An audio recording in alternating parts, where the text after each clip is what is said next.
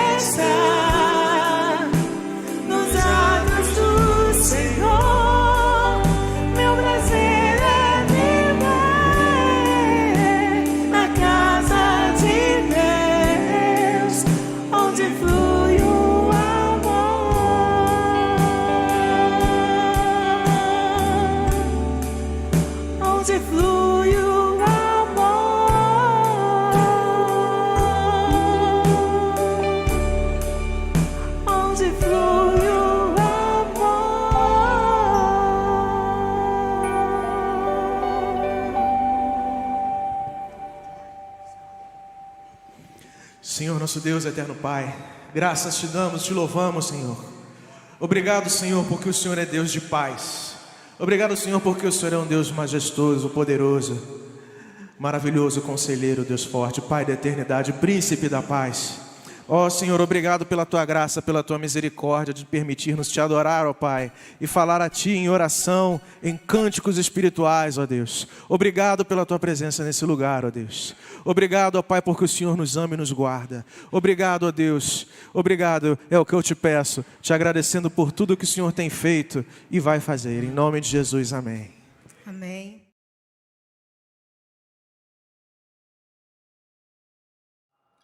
Olá, irmãos, estamos chegando ao final de 2023, estamos em novembro e agora vai ser um tempo onde nós começamos a pensar um pouco sobre o nascimento de Jesus, sobre aquilo que aconteceu no ano de 2022, fazer uma retrospectiva sobre a nossa vida, sobre a vida da nossa família, sobre como nós participamos na igreja, o quanto nós gostaríamos de participar mais no ano que vem. Então eu queria te convidar a estudar o texto de 1 Pedro, capítulo 4, do verso 1 ao verso 11 comigo, nesse tempo. Que a gente possa tirar conselhos valiosos para que possamos em 2023 servir ao Senhor de uma forma que Ele se agrade da nossa vida. Eu gosto muito daquele texto de Atos 13:36, né? E Davi serviu ao propósito de Deus na sua geração e adormeceu. O meu desejo com o estudo hoje de 1 Pedro, capítulo 4, verso 1 ao verso 11 com você, é que a gente possa entender qual é o nosso propósito para o ano de 2023 e para tudo isso que vai começar agora em janeiro. Falta um pouco, né? Amanhã já é janeiro. A gente começa a ouvir aquela música, já é Natal. A gente já sabe que está chegando ao final do ano e essa música já está tocando desde outubro. Mas, enquanto igreja, nós precisamos também pensar um pouco se nós estamos servindo ao propósito de Deus nesse tempo, nessa geração. Então acompanhe comigo a leitura de 1 Pedro, capítulo 4, do verso 1 ao verso 11. Portanto, uma vez que Cristo sofreu corporalmente, armem-se também do mesmo pensamento. Pois aquele que sofreu em seu corpo rompeu com o pecado, para que no tempo que lhe resta não viva mais para satisfazer os maus desejos humanos, mas sim para fazer a vontade de Deus. No passado, vocês já gastaram tempo suficiente fazendo o que agrada aos pagãos. Naquele tempo, vocês viviam em libertinagem na sensualidade, nas bebedeiras, orgias e farras e na idolatria repugnante. Eles acham estranho que vocês não se lancem com eles na mesma torrente de imoralidade e por isso os insultam. Contudo, eles terão que prestar contas àquele que está pronto para julgar os vivos e os mortos. Por isso, mesmo o evangelho foi pregado também a mortos, para que eles mesmos, julgados no corpo segundo os homens, vivam pelo Espírito segundo Deus. O fim de todas as coisas está próximo. Portanto, sejam criteriosos e sóbrios e dediquem-se à oração. Sobretudo, amem-se sinceramente uns aos outros, porque o amor perdoa muitíssimos pecados. Sejam mutuamente hospitaleiros, sem reclamação. Cada um exerça o dom que recebeu para servir aos outros, administrando fielmente a graça de Deus em suas múltiplas formas. Se alguém fala, faça-o como quem transmite a palavra de Deus. Se alguém serve, faça-o com a força que Deus provê, de forma que em todas as coisas Deus seja glorificado mediante Jesus Cristo, a quem sejam a glória e o poder para todo o sempre. Amém. Vamos orar? Deus, queremos começar esse tempo de reflexão agradecendo pelo ano de 2022 e por tudo que vivemos. Algumas coisas nos fizeram chorar, outras situações nos fizeram sorrir, mas nós sabemos que em tudo o Senhor não deixou cuidar de nós, não deixou de cuidar de nós nem de cuidar das nossas famílias. Então, Pai, em nome de Jesus, quando começamos a pensar sobre o ano de 2023, por favor, nos ajuda a seguir padrões bíblicos de decisões e de escolhas na nossa vida. Em nome de Jesus, ó Pai, nos ajuda a compreender através da Tua palavra o que o Senhor deseja para nós. É a nossa oração, agradecidos, porque, como bem lemos agora, toda a glória e todo o louvor seja dado ao Senhor. Em nome de Jesus, amém. Vamos pensar em 3 pontos importantes para a gente, para compreender o que Deus quer quando Ele permite que essa parcela da palavra chegue até nós. Verso 1 ao verso 5 vai falar o seguinte: portanto, uma vez que Cristo sofreu corporalmente, armem-se também do mesmo pensamento. Pois aquele que sofreu em seu corpo rompeu com o pecado. Aqui está falando sobre o sofrimento de Cristo. Está falando sobre aquele que se preparou para tudo que viria a viver. Jesus vem a óbito com 33 anos e ressuscita 3 dias depois disso. Jesus teve 3 anos de ministério e 30 anos de vida familiar. Na vida familiar, ele teve contato com seus irmãos, com seus parentes, com seus pais, com seus tios, com uma série de pessoas. Mas quando ele chega aos 30 anos, ele percebe, ou ele é ativado, né, numa palavra mais contemporânea, para a sua obra.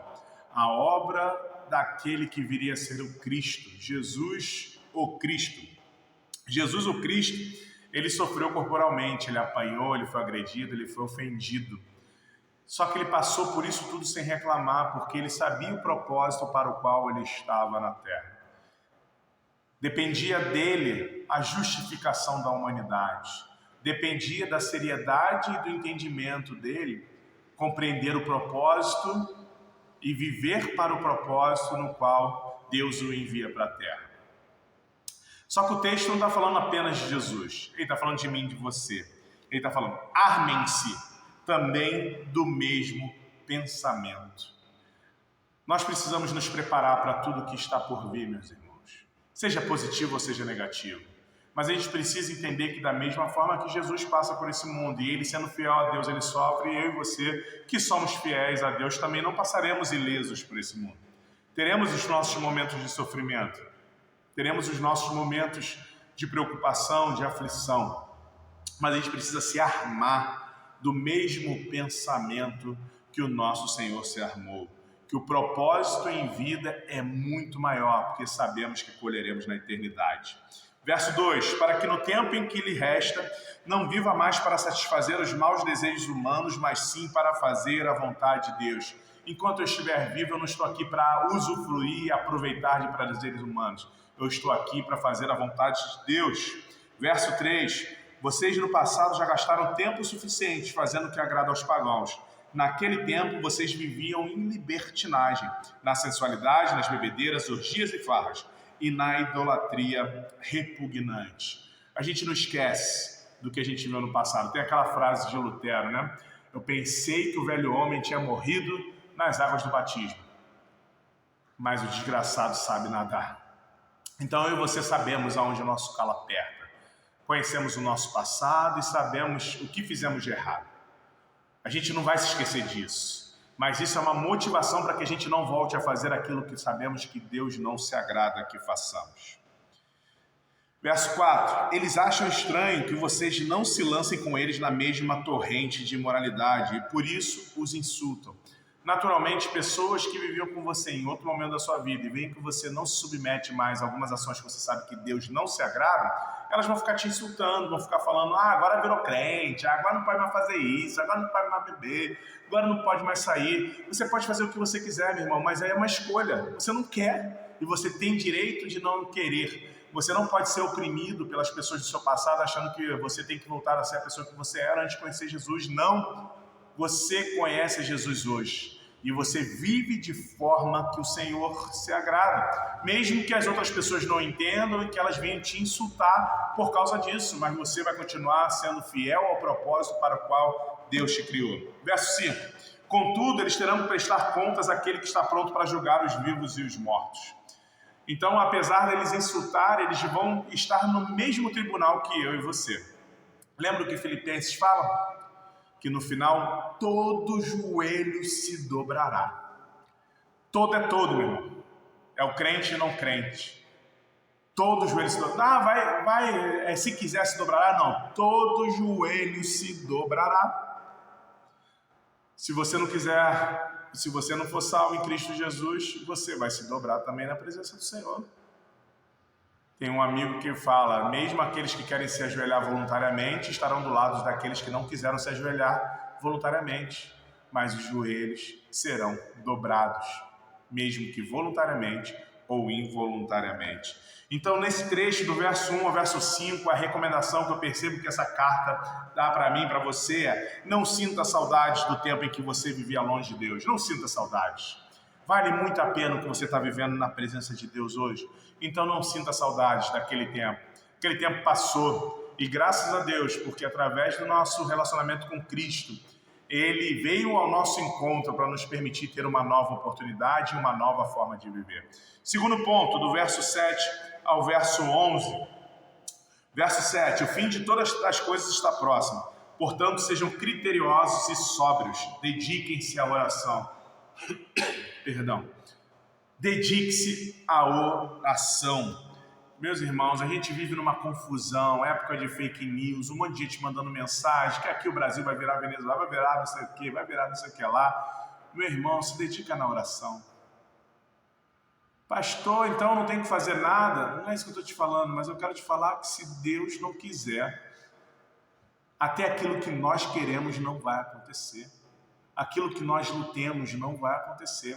Então, se eu orar, eu vou entender qual é a vontade de Deus para esse tempo. Só que a gente está tentando emitir opinião, a gente está tentando impor a nossa opinião, a nossa capacidade política de interpretação dos fatos para as outras pessoas, ao invés de chegar para essas pessoas e falar: vamos orar por esse momento? Você quer que eu ore por alguma coisa específica? Meus irmãos, se o Senhor não estiver cuidando de nós, em vão vigia a sentinela. É o Senhor que cuida de mim e de você. Então nós precisamos buscar em oração aquilo que o Senhor deseja para a gente. Verso 8. Sobretudo, amem-se sinceramente uns aos outros, porque o amor perdoa muitíssimos dos pecados. O amor é a ferramenta que nós precisamos para conseguir conviver em paz com os outros. Você está chateado porque a outra pessoa não votou no seu candidato? Você está chateado porque o seu candidato não foi eleito, porque o seu time não está bem no campeonato? Você está chateado por causa de uma questão ou de outra? Nós temos que buscar em oração ao Senhor e buscar tentar amar as outras pessoas, mesmo que ela tenha opinião diferente de nós. Se isso não começar em nós, como é que eu vou querer que as pessoas me ouçam pregar o Evangelho se eu não estou disposto a ouvir o que elas têm para dizer sobre a vida? 9. Sejam mutuamente hospitaleiros sem reclamação. Tem gente que não gosta de receber gente em casa, né? Mas a Bíblia está falando que nós cristãos precisamos ser hospitaleiros. Seja em casa, seja na igreja, seja onde nós estivermos, nós precisamos ser hospitaleiros sem reclamar. Verso 10. Cada um exerça o dom que recebeu para servir aos outros, administrando fielmente a graça de Deus em suas múltiplas formas. Deixa eu te contar um segredo. Você recebeu um dom. E sabe para que você recebeu esse dom? Não é para ficar rico. Não é para ser reconhecido. Não é para ser orgulhoso. Você recebeu esse dom para servir aos outros. Olha que parte rica da Bíblia que nós estamos lendo. Que nós temos que orar, que nós temos que buscar amar as pessoas, que temos que ser hospitaleiros e que temos que servir as pessoas com as nossas qualidades e habilidades e dons dados por Deus. Precisamos fazer isso porque Deus agraciará não só a mim, mas aos outros que serão abençoados pelos meus talentos e pelas minhas habilidades também. Verso 11. Se alguém fala, faça-o como quem transmite a palavra de Deus. Se alguém serve, faça com a força que Deus provê, de forma que em todas as coisas Deus seja glorificado, mediante Jesus Cristo, a quem seja a glória e o poder para todo o sempre. Se você sabe falar e dar aula, e ensinar e pregar, faça-o como quem transmite a palavra de Deus. Se você é um bom servo, gosta de servir as pessoas, gosta de ajudar as pessoas, faça-o com a força que Deus vai te dar. Faça com todas as suas forças. Uma vez eu estava conversando com o meu discipulador, que tem mais de 70 anos. Falei: pastor, em que momento eu tenho que parar e descansar? E ele, com mais de 70 anos, falou para mim: quando você morrer, meu filho, não existe descanso para crente. O que vier à tua mão, faça com todas as tuas forças. E é verdade, gente. A vida é assim, ó. Às vezes as pessoas estão do nosso lado e elas não estão mais. Vai chegar um momento que nós estamos do lado das pessoas e daqui a pouco não estaremos mais. E será que eu cheguei no final da vida e dei 100% para o meu Senhor? Será que eu amei a minha família como Deus gostaria que eu amasse? Será que eu servi a igreja onde eu estou da forma que Deus queria que eu servisse? Será que eu fui o profissional que Deus gostaria que eu fosse no mercado de trabalho? Eu preciso fazer tudo da melhor forma, porque como a gente lê nesse texto, de forma que em todas as coisas Deus seja glorificado mediante Jesus. Eu pulei intencionalmente o verso 5 e o verso 6. O verso 6, na verdade. Por isso mesmo o evangelho foi pregado. Também a morte para que eles mesmos julgados no corpo, segundo os homens, vivam pelo Espírito, segundo Deus. Sejam zelosos com aquilo que Deus te concedeu para servir. Porque no final, todos prestarão contas diante de Deus. Você consegue escrever aí 5 bênçãos que Deus te deu? Não só material, mas na sua vida, na sua capacidade intelectual, na sua capacidade emocional. Você consegue? Agora a segunda pergunta, dentre essas 5 coisas, você tem usado isso para abençoar outras pessoas? Você tem orado a Deus e pedido, Senhor, como eu posso usar essa habilidade que foi o Senhor que me deu? Que Deus te abençoe, meu irmão. Que Deus te abençoe, minha irmã. Que nesse ano de 2023, as minhas habilidades, as suas habilidades possam ser dons, habilidades ungidas pelo Senhor, para que outras pessoas possam conhecê-lo e glorificá-lo, como eu e você fazemos. Feche seus olhos, vamos orar. Deus, muito obrigado. Obrigado porque nós vemos na Tua Palavra e aprendemos que precisamos não sentir falta do passado. Precisamos ser zelosos com aquilo que o Senhor está nos dando. Porque sabemos que vamos prestar contas ao Senhor no final da nossa vida. Então, por favor, Senhor, nos ajuda a ser servos e servas fiéis no ano de 2023 também. É a nossa oração em nome de Jesus. Amém e amém. Amém. Esse Deus tremendo, quando as tempestades vêm sobre nós, os problemas, as tribulações, as adversidades da vida, nós podemos descansar, porque Ele é Senhor de todas as coisas. Ele é Senhor da bonança, mas é Senhor da tempestade. Ele é Senhor do vendaval, mas é Senhor também da brisa. E Ele fala conosco em todos os momentos. E o convite dele para mim e para você é descansarmos nele. Eu quero te convidar a cantarmos juntos sobre esse descanso em meio aos mares revoltos da vida.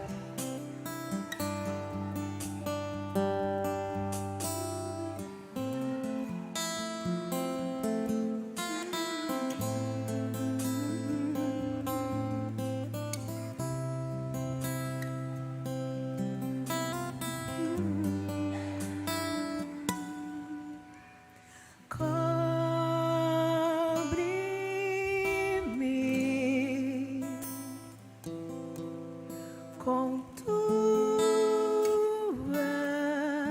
mãos, com poder, vem me esconder, Senhor. Se o trovão e o mar seguem sobre a tempestade, eu voarei. Sobre as águas tu também és rei. Descansarei, pois sei que és Deus.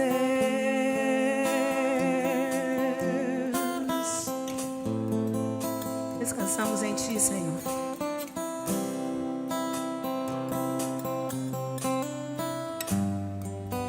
A minha alma está